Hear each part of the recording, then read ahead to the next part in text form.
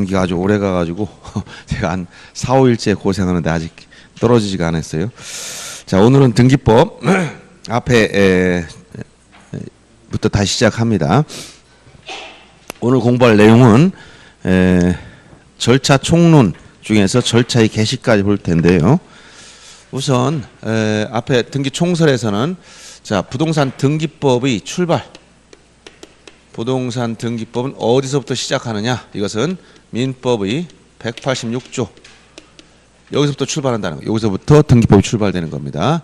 자, 요 민법 내용은 우선 자, 부동산에 대한 법률 행위를 전제로 했다 했죠. 법률 행위로 인한 잠깐 요 밑에다 여기 자, 법률 행위를 전제로 한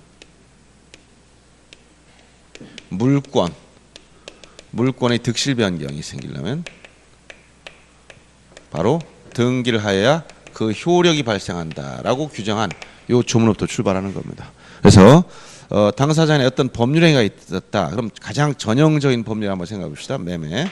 자, 청약 의사표시, 승낙 의사표시 합치에 따라서 계약이 성립하면 여기서 계약이 성립했다. 이것은 우리가 채권적 법률 행위, 즉 채권 행위라고 하고 채권 행위를 하면 이행의 문제가 남는다겠죠. 이행 문제. 그래서 뭐 중도금을 지급한다든가 이런 또는 잔금을 지급한다든가 이렇게 여기까지 가면 잔금 지급하는 행위를 우리가 물권 변동을 목적으로 법률 행위를 했다. 물권 행위다. 이렇게 표현하는 거예요. 이 두 가지를 이제 법률 행위 이렇게 의사 표시가 반드시 여기 들어가 있죠. 그때 여기 법률 행위만 가지고는 물권 변동이 안 생긴다는 겁니다. 이렇게 채권적 법률 행위, 물권적 법률 행위. 이것만 가지고 안 되고 법률 행위에서 반드시 뭐 해야 된다? 공시 방법인 등기. 여기서 이 공시 방법을 구비했을 때 등기란 공시 방법 구비했을 때 물권 변동이 생긴다. 그럼 여기까지가 민법에서 다루는 얘기예요. 민법. 여기 부동산 등기법이 다루는 얘기예요. 그러면 등기한 절차, 여기에 부동산 등기법이 정한 절차에 따라 등기를 하라 이런 얘기. 알았어요? 그래서 부동산 등기법의 출발점은 민법 186조의 여기 등기를 하여야 그 효력이 생기기 때문에 그럼 등기법이 정한 절차에 따라 등기해야 된다. 그럼 부동산 등기란 무엇이냐? 이걸 가지고 물어보진 않아요. 등기사항을 등기부에 기록하는 게 등기니까. 그건 특별히 문제되지 않으니까 우선 1장에서는 우리나라 등기제도 특징 그리고 문제점을 보겠습니다. 특징은 자, 요 부분까지는 요건 개인 간에 민법 계약하는 부분이에요. 그런데 등기하려면 어디가 등장한다? 등기소에 등기를 신청해야 된다는 거예요. 그러면 요 부분이 더 추가된다는 거예요. 그래서 요 등기소에 가면 등기관이 있고 등기관이 등기부란 장부에 일정 사항을 기록해줘. 등기를 신청하게 되면. 그래서 요 과정에서 특징을 볼 때 첫째, 요 등기부는 어떻게 만들어져 있느냐? 요 등기부를 보자. 요 등기부 편성, 등급 편성에 대해서 우리가 취하고 있는 것만 정확히 알면 됩니다. 우리는 물적 편성주의를 취하고 있다. 여기서 물이라는 것은 이것은 부동산을 말합니다. 이것은 부동산. 그래서 물적 편성주의라는 것은 부동산 하나마다, 즉 하나의 부동산마다 등기부 하나씩 1등기 기록.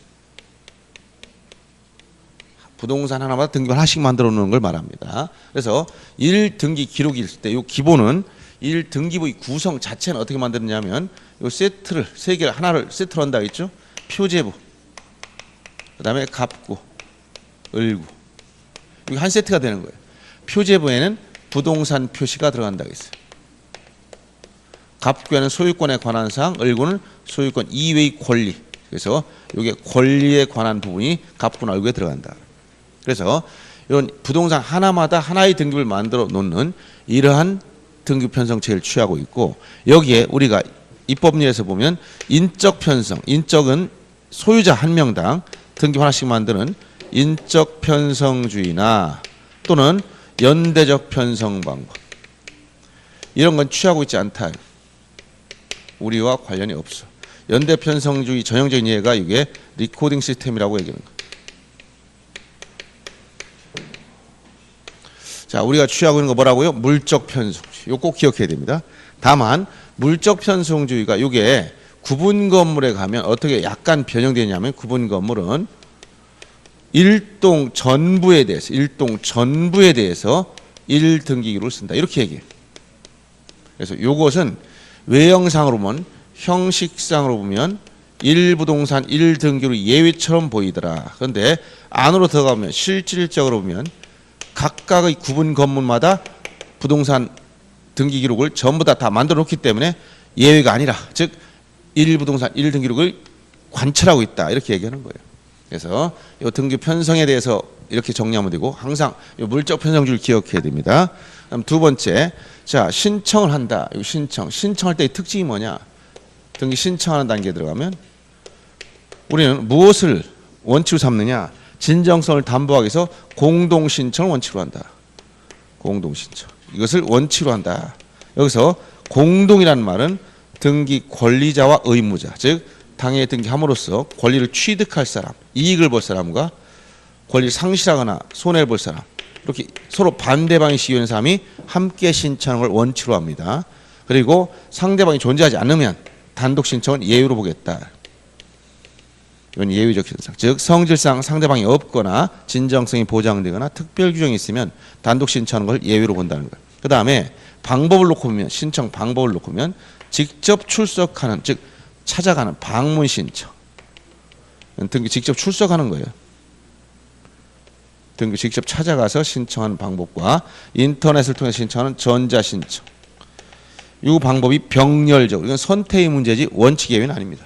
이렇게 규정하고 있어요. 그래서 공동 신청을 원칙으로 하며 자 방문 신청과 전자 신청을 선택하도록 돼 있어요.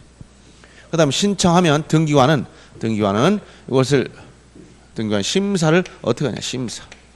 심사하는 단계 특징이 있어. 심사할 때는 심사 단계에서는 자 이번 책에서는 어디를 보냐면 지금 11페이지를 보고 있어요. 물적 편성주의, 신청주의 이런 특징들. 그다음에 심사할 때는 두 가지 방법. 심사 단계의 특징은 자 형식적 심사주의와 두 번째 실질적 심사주의. 이 두 가지 방법이 있는데 형식적 심사주의라는 것은 절차상 하자만 없으면 되는 거예요. 절차적 적법성. 즉 서류상 하자만 없으면 등기가 이루어진다. 그래서 이 절차적 적법성만 심사하는데 장점은 신속성이에요. 신속한 등기가 이루어지는 거예요. 그 다음에 실질적 심사주의를 취하면 이것은 단순 절차적 적법성뿐만 아니라 실체관계, 이 실체적 적법성까지 모두 다 심사합니다. 이러다 보면 등기의 진정성이 담보된다. 진정성이 담보되지만 절차가 지연된다는 단점이 있어. 이 두 가지 심사 방법 중 우리는 이 신속성 이걸 추구해서 형식적 심사주의 이것만 취하고 있어. 그래서 과거에 이 형식적 심사주의를 취할 때 구분 건물과 관련해서 구분 건물의 사실조사권이라는 거, 즉 구주상, 이용상, 독립성에 대한 심사권 이걸 폐지해버려서 폐지했다는 것까지 같이 알아둡니다. 그래서 완전히 형식적 심사주의로 돌아섰다. 이렇게 알아두시고 심사에서 이상이 없으면 등기해줍니다. 그럼 등기를 했을 때 어떤 효력이 생기느냐? 물권 변동의 효력이 발생하더라. 물권 변동. 그러면 물권 변동과 관련해서 크게 세계적 법 태도는 자 대륙법 개통과 대륙법 크게 영미법 이렇게 법 체계가 나눠져 있어요. 영미법은 판례법 국가, 불문법 국가라고 하죠. 대륙법은 성문법 국가야. 이 성문법 국가 중에서 대륙은 유럽 대륙을 말합니다. 여기서 독일법과 프랑스법이 대립됩니다. 독법주의와 프랑스법주의. 독일법의 태도는 뭐냐? 독일법의 태도는 자 물권 변동을 목적으로 법률 행위했다. 물권 행위를 했다면 이것은 물권 행위라는 것은 물권 변동을 목적으로 법률 행위야. 그러면 물권이라는 것은 누구든지 다 누구에게나 주장할 수 있는 그런 권리이기 때문에 공시 방법을 구비해야 돼요. 공시 방법, 요 등기를 구비하면 이것은 물권 변동의 효력이 발생하는 것은 당사자건 제3자건 똑같이 취급해. 독일에서는 누구에나 똑같이 이렇게 객관적으로 일조로 취급한단 말이에요. 그런데 프랑스법에서는 그러지 않아요. 프랑스법은 물권 변동을 목적으로 법률 행위했다면, 즉 물권 행위를 하게 되면 이것은 굳이 공시 방법이 없어도 물권 변동의 효력은 발생한다. 이 물권 변동 효력은 이것은 프랑스의 당사자끼리 자기들 간에 그렇다는 거예요. 그런데 프랑스에서도 공시 방법인 등기를 한다는 거예요. 그러면 얘들이 공시 방법인 등기를 구비한 이유를 물어봤더니 이 공시 방법을 갖춘 이유는 제3자에게 대항 주장하기 위해서 등기한다는 거예요. 그래서 프랑스 법 계통에서는 이렇게 법률행위만 가지고 자기들끼리 물권 빈도 생겼지만 제3자에게 대항하려면 등기를 해라. 이런 태도를 취하고 있어요. 그래서 요 독일법의 이 태도를 우리가 여기 등기까지가 성립 요건이다 해서 성립 요건주의. 그리고 등기란 형식을 반드시 갖춰야 돼. 형식주의. 이에 비해서 프랑스 법 태도는 자기들끼리 물권 변동을 목적으로 하는 의사 협치, 즉 물권 행위만 있으면 즉 의사주의. 되고 등기는 왜 하느냐? 제3자 대항하기 위해서. 그래서 이걸 대항요건주의. 이렇게 얘기하는 거예요. 이렇게 입법주의가 대립되고 있는데 먼저 프랑스 민법을 일본이 개항하면서 일본이 먼저 프랑스 민법을 계수해다 자기 민법을 만들고 일제시대는 일본 민법이 조선에 의용됐으니까 우리가 이런 태도를 취했어요. 해방되고 나서 우리는 독일 민법을 따라갔습니다. 한국은 요 독일 민법을 계수해다가 우리 민법을 만들었어. 그래서 우리 민법 186조가 바로 법률행위, 물권행위와 관련된 거. 법률행위는 물권의 득실 변경은 등기를 해야 효력이 생기는 요 법칙을 따르고 있어요. 그러니까 여러분들이 우리 물권 변동 관련 특징을 물어보면 독법주의, 성립요건주의, 형식주의 이런 말 써야지 불법주의, 의사주의, 대항요건주의는 우리와 관련이 없다. 이렇게 정리하면 됩니다. 그 다음에 등기가 이루어졌으면 이 등기를 믿고 거래했을 때 그걸 신뢰를 보호하느냐 문제가 이게 공신력 문제. 그래서 여기서 이제 등기를 신뢰하고 거래한 경우에 어떻게 할 거냐? 자, 등기를 이걸 믿고 거래했을 때 이 신뢰를 보호해 주느냐? 이게 바로 공신력 문제인데 신뢰를 보호해 주는 공신력이 어떻게 되는가? 이것은 공신의 원칙을 문제한다 했죠. 우리가 공시 원칙이 있고 민법에서 배우는 그다음에 공신의 원칙이 있을 때 자, 공시 원칙은 자, 물권 변동 관계를 외부에서 인식할 수 있는 수단을 만들어 놓으라는 얘기죠. 그래서 우리나라 같은 경우는 자, 부동산에 대해서는 등기로서 공시하고 동산에 대해서는 점유로서 공시하므로 공시 원칙을 모두 다 채택하고 있어요. 그런데 공신의 원칙, 이 공시 방법을 믿고 거래했을 때 신뢰를 보호해 주느냐 이 문제에 대해서는 요거는 이제 우리가 부동산의 경우는 채택하지 않습니다. 동산의 경우는 채택해서 무걸자로부터 직접 동산 소유권의 취득을 인정하는 선의취득제도를 민법 249조 이하에서 규정하고 있단 말이에요. 그래서 부동산의 경우 왜 그런 채택하지 않았냐 이걸 이해를 해야 됩니다. 예를 들어서 아까 독일 제도를 수입했다고 했잖아요. A 소유 부동산 B한테 등기할 때 형식적 심사에 그치기 때문에 서류만 가지고 있으면 다 해줘요. 그래서 만약 위조 문서에 따라 등기가 넘어갔다. 그래도 서류상 하자만 없는 것처럼 보이면 등기만 등기해준단 말이에요. 그럼 이런 경우에 B라는 사람은 왜 위조했느냐? 팔아먹으려고 한 거예요. 이렇게 제3자한테 처분할 때 C라는 사람은 요 B 국가에서 관련 등기를 믿고 신뢰하고 거래했어.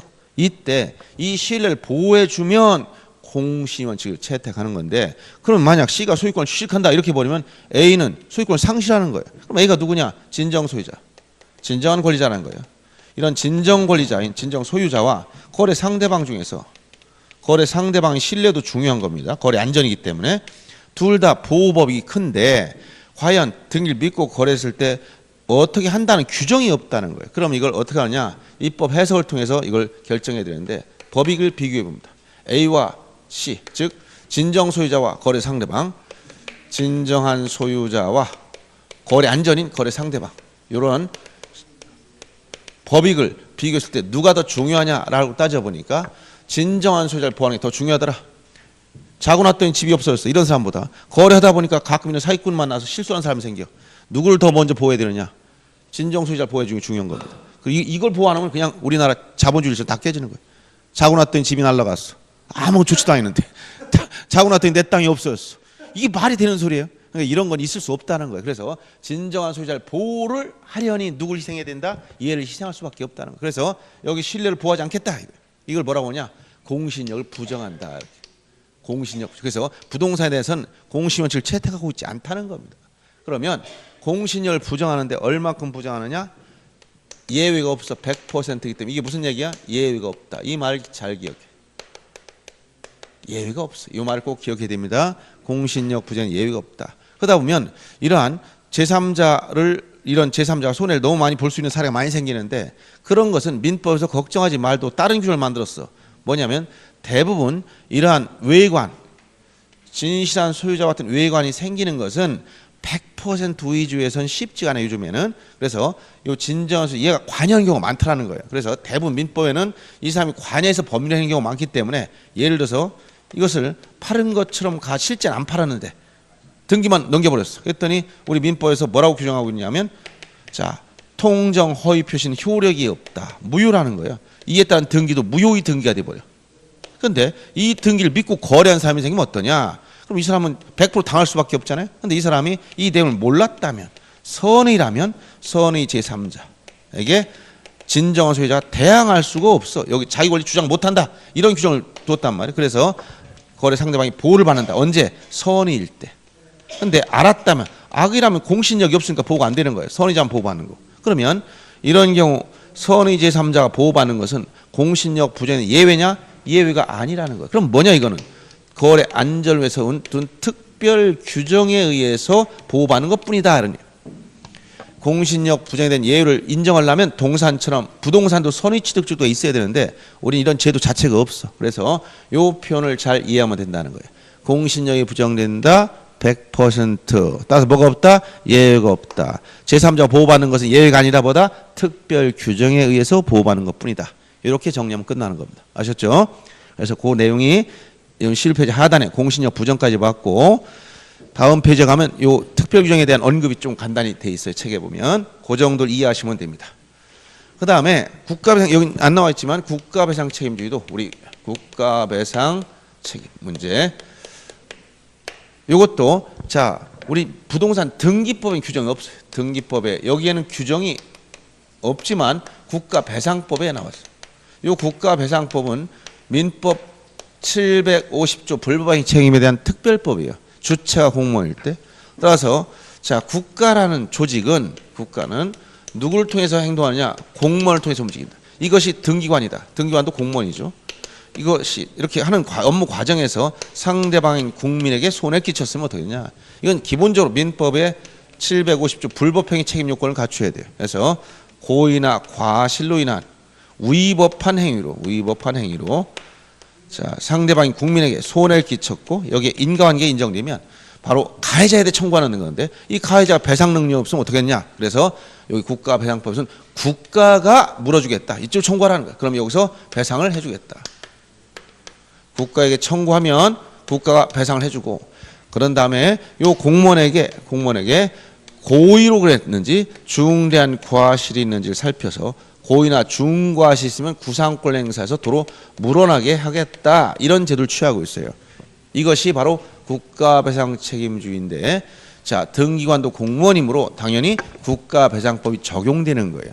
다만 등기법의 규정이 있는 건 아니다. 국가배상법의 규정이 있다. 이렇게 말하면 되는 겁니다. 자 이것이 특징으로 얘기한 것이고 그 다음에 12페이지에 보면 자 등기와 대장 이원화 그리고 토지건물 등기 이원화 문제 이건 이제 문제점제로 언급하는 게 더 나았는데 무슨 얘기냐면 이원화돼 있다. 이건 공시방법이 이원화돼 있다는 거죠. 어떻게 행정청 즉 행정부 소속의 소관청에 가면 즉 시장구 수청장은 뭘 가지고 있다? 대장, 토지대장, 임야대장, 건축물 대장. 그 다음에 사법부 소속의 등기소에 가면 뭐가 있다? 등기부. 그러면 부동산은 하나인데 토지든 건물든 일필지 토지든 한동의 건물이든 대장과 등기부 나눠서 공시하고 있어. 대장에는 먼저 부동산 표시인 사실관계 그 다음에 소유자가 누구인가 권리관계를 먼저 선 등록한다 했죠. 그 다음에 후 등기한 절차로 넘어가는데 소유권 보존 등기하면 표제부에는 사실관계 즉 부동산 표시가 그대로 기록되고 갑부나 을구에는 권리관계를 기록해 줍니다. 그러면 이렇게 동일한 토지 한 필지 토지나 또는 건물에 대해서 자 부동산 하나 있으면 양쪽에 한 번씩 공시합니다. 이걸 이원적 공시방법 즉 공시방법이 이원화됐다. 이원적 공시방법을 추구하고 있어요. 부동산 하나인데 두 번씩 나눠서 공시해. 대장과 등기부로. 문제점이 뭐냐? 양자가 상호 불일치 모순 저촉될 수 있어. 그래서 여기에 대한 예외가 없습니다. 즉 이원적 공시방법 여기는 예외가 없는 거예요. 토지 건물 이렇게 대장과 등기부 나눠진 거 이게 보다 위에 등기부와 대장 이원하는 문제라는 거예요. 여기는 예외가 없어. 그런데 문제는 등기소에 갔더니 등기부 또 나눠졌어. 어떻게 나눠졌냐? 토지 등기부와 건물 등기부 이렇게 나눠져 있다는 거예요. 그러면 왜 이렇게 나눴냐 물어보니까 민법에서 토지와 그 정착물 중 건물을 별개의 부동산으로 보니까 등기부도 어떻게 한다? 따로따로 만든다는 거예요. 그래서 토지 등기부 건물 등기부 나눠져 있다는 거예요. 이것이 나눠져 있어. 그런데 이것이 구분 건물에 가면 아파트 같은 구분 건물에 가면 이걸 하나로 합쳐놔요. 여기서. 즉 일반 토지 건물은 별개 부동산이지만 그래서 이 문제점이 뭐냐? 권리관계가 복잡하다는 거예요. 즉 집을 샀더니 건물만 이전할 줄 알았더니 토지 이전이 또 해야 된다는 거예요. 이런 법률관계 복잡한 문제점이 있지만 구분 건물에 가면 이건 이제 예외적으로 복잡한 문제를 해결하기 위해서 아파트에서는 이 건물이 일반 건물이 아니고 구분 건물이다. 그러면 요 각각의 구분 건물이다 하면 요 밑에 토지 이것과 건물을 따로따로 취급하지 않아요. 일체로 취급해. 일체. 하나의 부동산처럼. 그래서 분리처분할 수 없도록 묶어놓은 거예요. 그래서 이 건물과 토지를 하나로 묶어놓은 일체가 된 이 토지를 이걸 우리가 대지권이라고 대지권. 이 대지권 등기를 건물 등기부 표제비 해줘요. 그래서 건물과 토지를 하나의 부동산처럼 취급하기 때문에 이걸 이해하기 쉽게 바늘과 실의 관계다. 제가 이렇게 표현한 거예요. 자, 이 대지권은 실, 건물을 바늘. 여기다 이걸 묶어놨어. 바늘 가면 실 따라다닙니다. 그래서 구분 건물을 이전하면 밑에 대지권 따라가는 것이고 건물에 저당권 설정하면 즉 바늘 담보로 잡으면 저당권 효력은 실까지 담보로 잡은 거예요. 똑같이 미치는 거예요. 그래서 구분 건물에 가면 이게 이론화되는 거예요. 토지 건물을 하나로. 그래서 등기부 이원화 문제는 구분 건물에 가면 예외적으로 이론화될 수 있지만 대장과 등기부 이원화 문제는 예외가 없다. 이걸 기억하면 됩니다. 아시겠죠? 네. 그래서 그러한 등기부 특징을 가볍게 보는 거. 가볍게. 자, 그럼 1장에서 여러분들이 이번에 볼 건 뭐냐면 등기 유효요건을 좀 자세히 살펴보겠습니다. 등기 유효요건.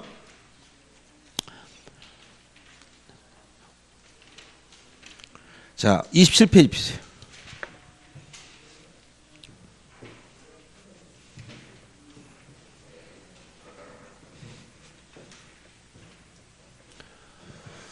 자, 등기가 유효하려면 등기 유효요건이라는 게 있는데 이 유효요건은 어떤 의미를 갖느냐? 자, 이것은 사후에 어떤 걸 검토해보는 그런 작용이에요. 예를 들어서 먼저 사례를 보자. 예를 들어서 이 부동산을 가지고 있는 사람이 실제로 이렇게 여기 소비대차 계약을 하고 여기에 대해서 저당권을 설정하겠다고 계약을 했어. 설정 계약. 그러면 민법 186조에 따른 물권 변동이므로 이것은 등기해야 효력이 생겨요. 즉 여기 실체 관계가 먼저 존재하는 거예요. 물권행위나 이런 게 있단 말이에요. 그리고 이에 따라 등기란 외관이 나와. 등기란 외관.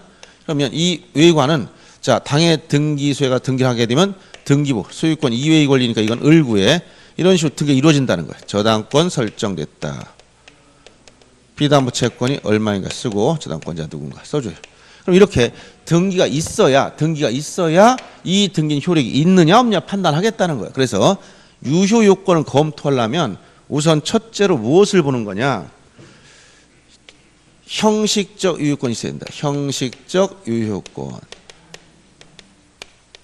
그 다음에 두 번째 실체적 유효권. 이 두 가지 요건을 모두 구비해. 이것도 구비하고 이것도 구비했을 때 등기는 유효하다. 이렇게 얘기하는 거예요. 그럼 요걸 전부 다 검토해야 되기 때문에 형식적 유효권을 갖지 못했으면 당연 무효입니다. 형식적 유효 갖췄는데 실체 유효권이 구비되지 못했다? 그럼 무효 등기예요. 두 가지를 모두 다 갖춰야 되는데 그럼 첫째 형식적 유효권을 갖추려면 어떻게 되느냐? 일단 등기가 존재해야 유무를 판단할 거예요. 그래서 첫째로 등기가 존재를 해야 된다. 등기가 존재. 그럼 등기가 언제 존재하느냐 물어보니까 그건 등기부에 기록이 돼 있어야 된다. 등기 기록이 돼 있어야 된다. 나와 있어야 돼요. 이 기록되어 있어야 하는데 여기에 대해서는 바로 어떤 표현을 이해해야 되냐면 등기란 자 기록된 거 이것은 등기란 효력 발생이 되기 위한 요건이다. 요건일 뿐 효력이 존속하기 위한 요건은 아니다는 말을 이해해야 돼요. 즉 등기함으로써 저당권 효력이 발생하는 거. 그럼 언제 효력이 발생했느냐? 효력 발생 시점은 우리 등기법에 6조 1항 2항에 가면 6조 1항은 접수 시기에 대해서 언제 접수했느냐? 신청 정보와 전산 정보 처리 조직에 저장되면 접수된 거로 보겠다. 그다음에 효력 발생 시기는 언제냐? 효력은 언제 발생하는 거냐라고 물어봤을 때 이것은 등기를 다 마치고 나면 등기를 마치면 바로 접수한 때 효력이 생긴다. 접수한 때. 이렇게 명문으로 규정하고 있어 지금은 접수 시. 등기를 마치면 접수한 때. 그래서 효력 발생 시점은 등기를 마치면 접수한 때 효력이 생기고, 접수한 때라 하면 신청 정보가 저장된 때를 말하는 거예요. 자, 이렇게 효력 발생 요건일 뿐 존속 요건이 아니기 때문에 비록 이 등기가 불법으로 말소했다. 자, 등기가 말소했어요. 그럼 저당권이 소멸했느냐? 소멸하지 않았다는 거예요. 이게 여러분들 실체관계, 여러분 몸이라고 생각하면 돼. 이게 여러분 옷이야, 옷. 자, 여러분 입던 옷을 버렸더니 누가 태워버렸어? 그럼 여러분 죽었느냐? 말이 안 되는 소리잖아. 그러니까 여러분들 실체관계가 살아있다면 껍데기 없어진다고 해서 내가 죽은 게 아니야. 그러니까 어떻게 하면 된다? 다시 사입으면 돼요. 그럼 이거 똑같이 만약 옷만 없었어, 누군가 저당권을 불법 말소했어, 그럼 저당권이 소멸했느냐? 소멸하지 않았다. 이유를 대라. 뭐라고 한다? 등기란 효력 발생 요건일 뿐 존속 요건이 아니기 때문에 비록 이 등기가 불법, 부적법 말소되더라도 실체관계에 살아있다. 그러니까 뭐면 돼? 말소 회복하면 된다는 거예요. 아셨죠? 이 내용을 이해하시고, 두 번째, 자, 등기가 존재하고 절차적 적법성을 구비해야 되는데, 이 절차적 적법성이라는 것은 부동산 등기법 제29조에 규정된 11가지 각하 사유가 있어. 각하. 이런 경우 등기하지 말아라고 열거된 11가지가 있단 말이에요. 각하 사유. 이 11가지 중에서 두 가지를 무조건 지켜야 돼. 제1호 관할 위반. 관할. 2호 사건이 등기할 것이 아닐 때, 즉 관할 위반 등기나 등기상이 아니다. 요 두 가지는 절대적 요건이라고 그래. 왜 그러냐면 이걸 위반하면 각하되지만 설사 잘못 봐서 간과해서 등기를 해주더라도 이 등기는 아무 효력이 없습니다. 당연 무효야. 그래서 당연 무효이면 어떡하냐? 등기관이 일정 절차를 통해 다 직권 말소해버려. 그 다음에 이해관계인은 말소해달라고 이의 신청할 수 있습니다. 이렇게 연결된다는 거예요. 그래서 무조건 위반되면 다 직권 말소되기 때문에 이건 위반되면 안 되는 거예요. 무조건 지켜야 되는 거예요. 관할 위반 등기 아닐 것, 사건이 등기할 것이 아닐 때 여기에 해당하면 안 된다는 거예요. 나머지는 상관없어요. 3호 이하는, 요 3호 이하 9가지는 이것은 간과하더라도 실체관계에 부합하면, 나중에 실체관계와 부합하면 다시 유효로 바뀐다는 거예요. 유효로 바뀌어. 하자가 치유되죠. 그래서 1, 2호는 무조건 지켜야 된다는 거예요. 그 다음에 여기서 한 걸음 더 나가서 가끔 중복등기 아닐까 이 말 쓸 때가 있어요. 중복등기가 아닐까. 즉, 요 중복등기는 이 등기상이 아닐 때 한 예에 속하지만 요 규정이 중복등기라 하면 1부동산 1등기 원칙 위반돼서 부동산이 하나인데 실수로 등기가 두 개, 선등기 기록, 후등기 기록, 등기부가 두 개 만들어진 거예요, 이게. 그럼 좋을 것 같지만 애가 하나 태어나는데 출생신고를 아빠가 오더니 뒤에 가서 엄마가 또 했다. 두 명이 태어난 게 아니지? 그러면 그중 하나를 정리해야 된단 말이에요. 이것은 1부동산 1등기 원칙 위반되는 거기 때문에 무조건 둘 중 하나 없애야 되는데, 여기에 대해서 이 중복등기에 대해서 부동산 등기법이나 등기 규칙에 가면 법에 명문 규정이 있고 등기 규칙의 9개의 조문은 토지에 대한 중복등기 정리를 얘기하고 있어. 그러면 건물은 어떻게 하냐? 건물은 규정이 없어. 그래서 예규, 등기 예규를 만들어서 정리하고 있어요. 그런데 이 건물에 가면 철저하게 이 등기법이 규정된 것보다 더 절차법설을 취한다. 절차법설이라는 것은 뭐냐? 이 등기하는 과정에 이 절차법설을 따라서 이걸 정리한다는 것은 선등기 기록이 원인 무효가 아닌 한 뒤중에 나중에 만든 등기부는 만들어서 안 될 등기가 만들어졌다는 거예요. 그러니까 먼저 만들어진 등기부가 유효고 나중에 만들어진 등기부는 무효입니다. 그러니까 나중 걸 폐쇄시켜버리라는 거예요. 그래서 이 등기법에 규정된 토지 등기에 관련된 토지 등기부는 조문이 규칙이 9개나 있어서 예외도 몇 개 있어요. 그래서 선등기율이 원칙, 이게 원칙이고 나중 걸 없애는데 예외가 있단 말이에요. 그러나 건물에 관한 부분은 예규에 가면 철저하게 절차법설을 따라서 후등기 기록에, 여기 후등기 기록과 선등기 기록이 있을 때 여기에 어떤 내용이 기록돼 있어도 소유권 이외의 권리가 있어도 전부 다 선등기 기록에 옮겨 적어놓고 이 나중 걸 없애도록 만들어놨어요. 그래서 먼저 게 우선이다. 이게 계속 유효한 겁니다. 여러분 기본 태도만 알아두면 돼. 여기 토지 중복등기 9개 조문까지 공부하게 되면 이거는 이미 중개사 시험법을 벗어나는 겁니다. 법무사 시험에서 좀 나오지만 중개사 시험에서 여기까지 공부할 필요는 없다. 그래서 원리, 기본 원리가 이렇다는 것만 알아두면 되고, 그 다음에 두 번째 아까 실체 유효권을 볼 때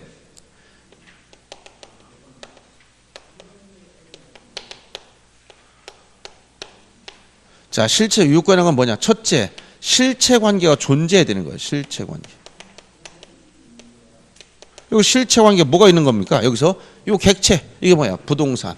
존재하고 있고 주체, 명의자, 그다음에 유효한 물권행위 이 세 가지 있어야 된다는 거예요. 그래서 부동산이 존재하고 그다음에 뭐 등기 명의자가 존재하고 그다음에 유효한 물권행위가 있어야 돼요. 유효한 물권행위가 있어야 된다. 이게 있어야 돼요. 그리고 두 번째 등기와 실체 관계. 요 실체 관계 외관이 등기는 부합해야 돼. 요 등기 외관과 실체 즉 요 실체 관계라고도 하고 요 핵심이 물권행위야. 물권행위와 등기는 일치해야 된다. 이런 얘기. 그래서 여기서 바로 객체인 부동산 요 객체가 불일치. 객체인 부동산이 불일치한다. 물론 일치 여부 따질 때 토지나 건물을 판단하는 기준 같은 건 조금 이따 보기로 하고 객체가 불일치하면 당연히 무효입니다. 예를 들어서 등기했는데 보니까 자 둔산동 10번지 건물에 대해 등기하기로 했어. 등기분 11번지 건물에 됐어. 효력이 없어요. 그 다음에 명의자 주체가 일치해야 되는데 주체가 불일치해. 예를 들어서 그 저당권자를 B로 하기로 합의했는데 등기부에 C 이름 써놨어. 효력이 없습니다. 무효. 그 다음에 권리 종류 즉 여기 권리 종류가 불일치해. 만약 저당권 설정 등기 합의했는데 전세권 등기 해놨어. 이거 다 무효입니다. 그래서 이런 걸 전부 다 질적 불일치라고 하는데 이런 건 다 무효가 돼버려. 근데 양적 불일치 즉 요 나머지 객체도 맞고 주체도 맞고 종류도 맞는데 권리 양적 불일치 요것만 다르게 봅니다. 양적 불일치. 양적 불일치란 건 뭐냐면 이렇게 예를 들어서 여기에 물권적 합의 물권 행위의 양과 물권 행위 양 분량 요까 여기 등기 양 등기 분량 이건 상호 일치를 한다. 이렇게 양 상호 맞아야 돼. 즉 물권적 합의를 1억만큼 합의를 했으면 등기부에도 이렇게 됐어야 돼. 근데 이게 안 맞으면 어떨 거냐? 안 맞으면 그 얘기는 등기가 더 크거나 작거나 즉 첫째 기억 등기가 더 크다. 1억만큼 합의했는데 등기는 2억만큼 등기됐다. 두 번째 등기가 더 작다. 5천만 원밖에 안 됐다. 이런 식으로 됐다면 어떻게 할 거냐 이런 얘기. 그래서 이 양적 불일치 문제에 대해서는 별도로 따로 파악하는데 그것은 어떻게 파악하느냐? 이런 경우는 자 중요한 것은 뭐냐면 등기가 중요한 게 외관이고 외관 실체가 중요한 것. 즉 물권행위가 이것만에 1억만큼 합의했으면 이게 몸이야 몸. 옷을 입을 때 얼마나 옷을 입으라는 거야? 요것만 옷을 입었어야 돼. 근데 옷이 더 커. 이것만 뽕을 자꾸 집어넣었어. 그럼 뽕만큼 효력이 있느냐? 아니라는 거예요. 얼만큼? 1억만큼. 여기 일치하는 공통성 있는 1억만큼이 공통이다. 즉 1억이 뭐야? 이게 물권행위 양만큼 유효. 이런 얘기. 그다음 거꾸로 이런 경우 어떠냐? 이런 경우는 실체 관계가 이렇게 1억만큼 이렇게 합의했다면 외관도 1억만큼 있어야 되는데 이건 대담하는 거예요. 대담하. 즉 옷은 얼마나 입었냐? 반밖에 안 덮는 이런 옷을 입었다. 그럼 나머지 여기 몸이 다 드러나 있어. 이런 것은 일부가 없는 거 아니야. 그래서 이때는 뭐라고 판단하냐면 일부 무효의 법리를 적용해라. 일부 무효의 법리를 적용해라. 일부 무효 법리라는 것은 민법상 137조 일부 무효는 전부 무효가 원칙이다. 그래서 전부 무효가 원칙인데 그 무효 부분이 이렇게 자 없더라도 법률에 하였을 것이라고 인정될 경우는 그렇지 않다는 내용인데 말이 어렵지? 사과를 샀습니다. 먹으려고 봤더니 썩었어. 일부 썩었어. 그럼 전부 썩은 거 똑같다는 거예요. 먹지 말아라. 근데 어떤 사람은 이거 가지고 뭐 그냥 전부 안 먹냐? 난 나머지 안 썩은 부분 먹겠다. 그럼 먹어라. 이게 뭐야? 일부 무효 법리. 자, 일부 썩으면 전부 썩은 거 똑같아. 근데 나는 썩은 부분이 없더라도 나머지 부분만 먹겠다. 그럼 먹어도 된다. 이 얘기가 일부 무효 법리라겠죠. 그래서 일부 무효 법리를 적용해서 전부 무효가 원칙이다. 이렇게 얘기한 거예요. 전부 무효 원칙. 자, 여기까지만 여러분들은 어딜 보시냐면 27페이지 보면 자 형식적 유효권에서 먼저 여러분 다음 페이지에 보면 3번에 등기부에 기록될 것, 그 등기가 존재한다는 건 등기부에 기록이 되어 있어야 된다는 거예요.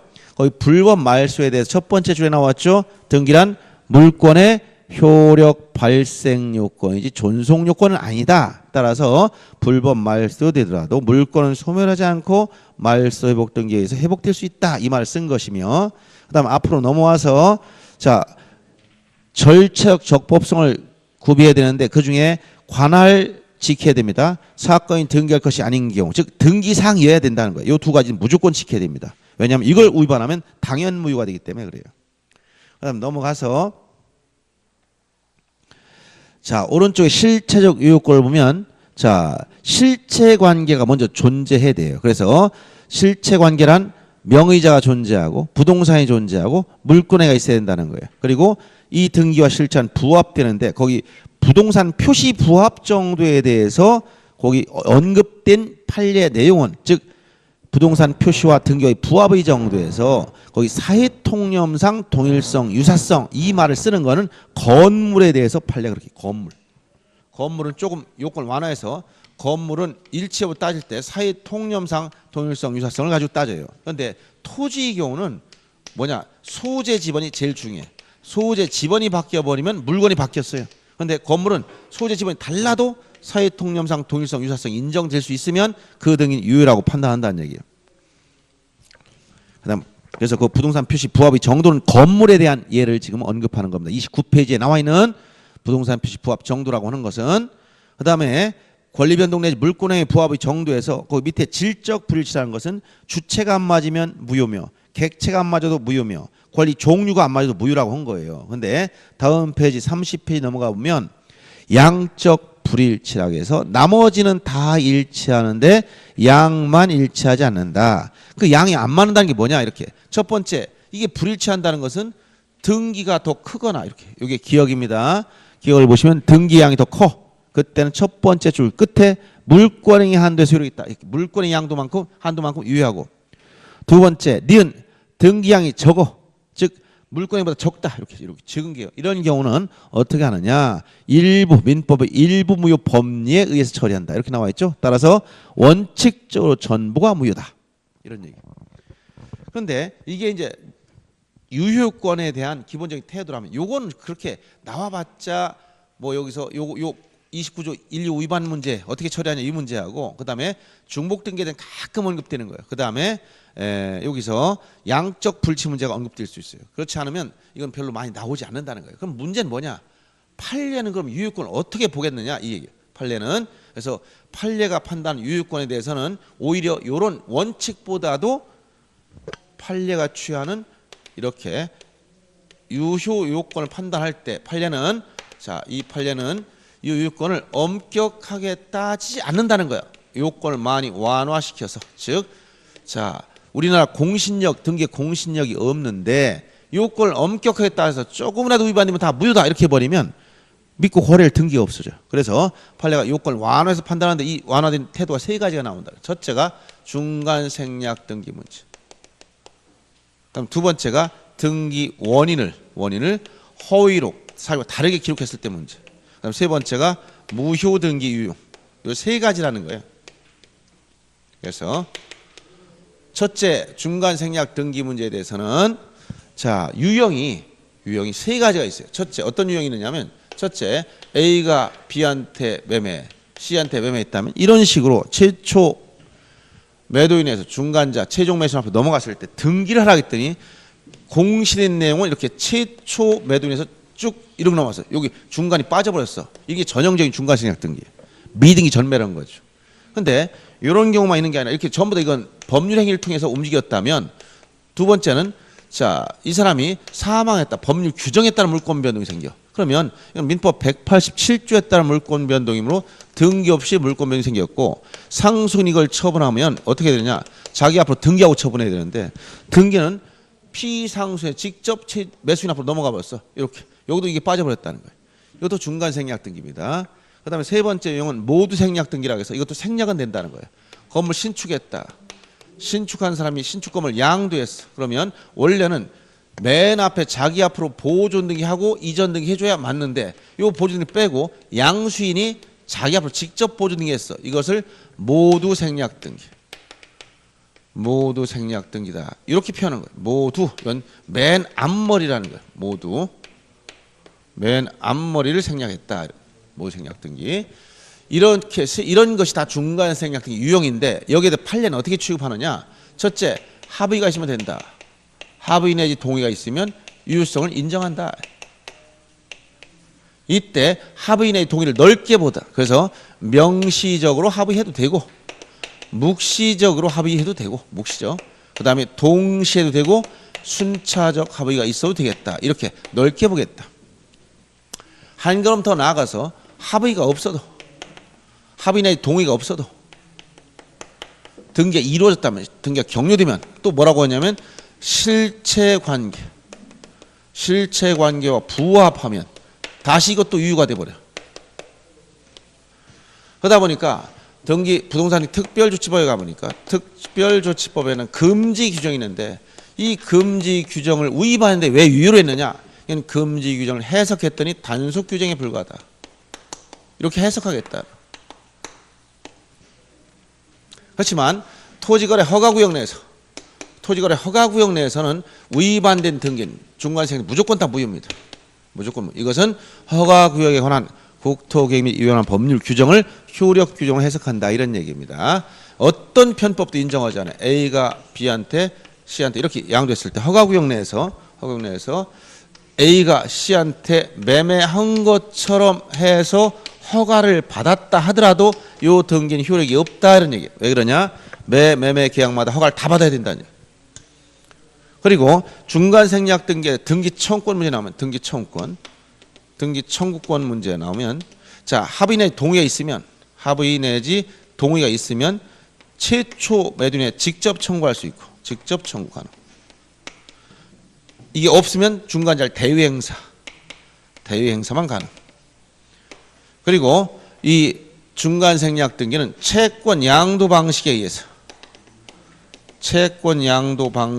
의해서는 허용이 안 된다. 중간생략 할 수가 없어요. 즉 채권 양도 방식에 따라 중간생략을 허용하면 부동산인기 특별조치법을 판례가 다 폐지하는 결과를 초래해요. 예를 들어서 A가 B한테 부동산 팔았다. 그러면 이때 B는 A한테 등기 청구를 가지고 있어. 자기한테 등기하기 전까지. 이 등기 청구는 채권이야. 그럼 B가 C한테 등기 청구를 양도해버렸다. 채권 양도해버리면 그럼 얘는 직접 청구해버리면 이런 미등기 전매를 합법화 시켜줘요. 그래서 이런 채권 양도 방식에 따라서 직접 청구는 못한다 이런 얘기. 자 중간생략 등기에서 이 정도만 알면 다 끝납니다. 그리고 여기서 이런 모두 생략 등기도 뭐고 똑같다? 중간생략 등기 일종이니까 결론이 뭐야? 모두 생략 등기도 실체관계와 부합한 유효 이대로 가는 거예요. 자 여기까지만 먼저 봅니다. 책 30페이지 하단에 중간생략 등기에 대해서 유효성을 인정하는데 자 의에서 최초 양도인으로부터 전전 이전됐을 때 중간 취득자로서의 등기를 생략한 채 최초 양도인으로부터 최후 양수인에게 이전 등기하는 것, 즉 중간 생략했다 이런 얘기죠. 이 중간은 가운데뿐만 아니라 맨 앞에 생략한 걸 포함한 겁니다. 그리고 거기 A번, B번은 이걸 금지하고 있다는 규정 내용에 다 읽을 필요도 없습니다.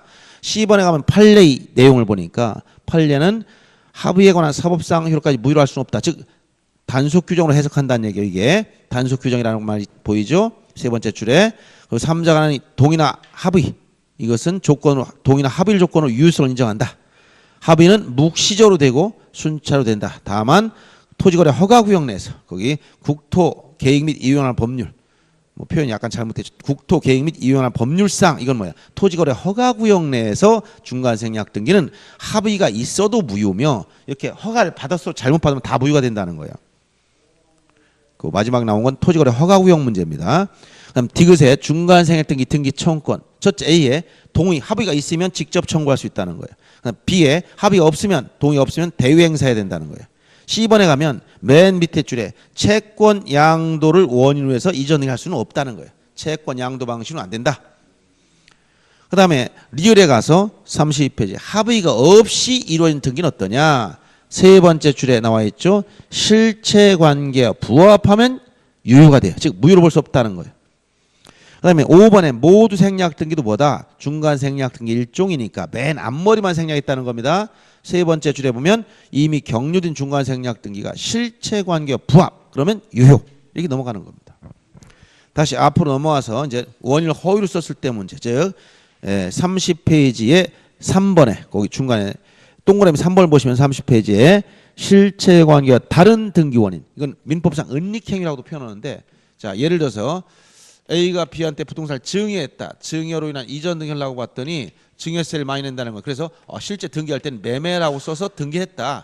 그러면 이 등기는 어떠냐? 이것도 등기원을 허위로 쓰지 말라는 금지 규정이 있어요. 특별조치법에 가면 금지 규정이 있는데 이것은 단순한 단속 규정으로 해석하고 판례는 이걸 뭐라고 하느냐? 실체관계와 부합한 유효. 이런 표현을 써요. 실체관계 부합하면 이건 다시 유효가 된다. 이렇게 얘기하고 있습니다. 그 다음에 무효등기 유용 문제. 무효등기 유용 문제는 여러분들 책 32페이지 6번에 설명된 거예요. 즉 무효등기 유용이라는 것은 무엇을 전제로 하냐면 완전히 유효가 됐던 등기를 전제로 한다. 즉 이렇게 형식적 유효권과 실체 유효권을 모두 구비해서 요 등기는 이제 다 일치해서 다 맞았어. 유효가 됐다는 거예요.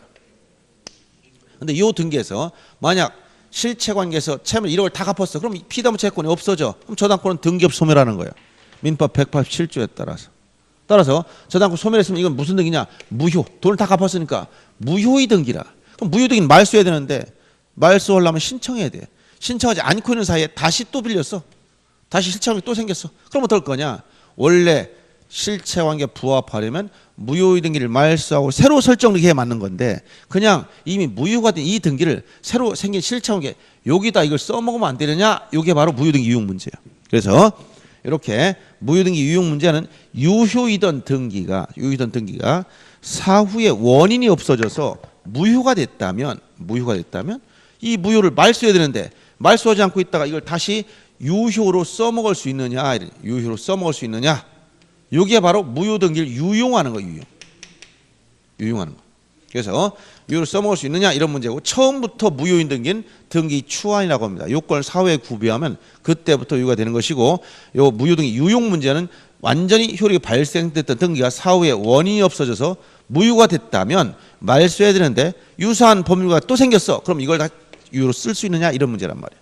여기는 두 가지가 있습니다. 즉 갑구나 을구 등기부 갑구나 을구의 등기에 대해서 무효등기 유용 문제가 나오고 그다음에 표제부의 등기 요 두 가지 나눠서 등기부에서 갑구 을구는 대표적인 예가 뭐라냐면 가등기 즉 담보가등기 그다음에 저당권 등기 같은 거 이런 등기에 대해서는 뭐라고 표현하냐면 등기상 이해관계는 없으면 새로운 이해관계를 낀 제3자 이해관계 없으면 유용해도 된다.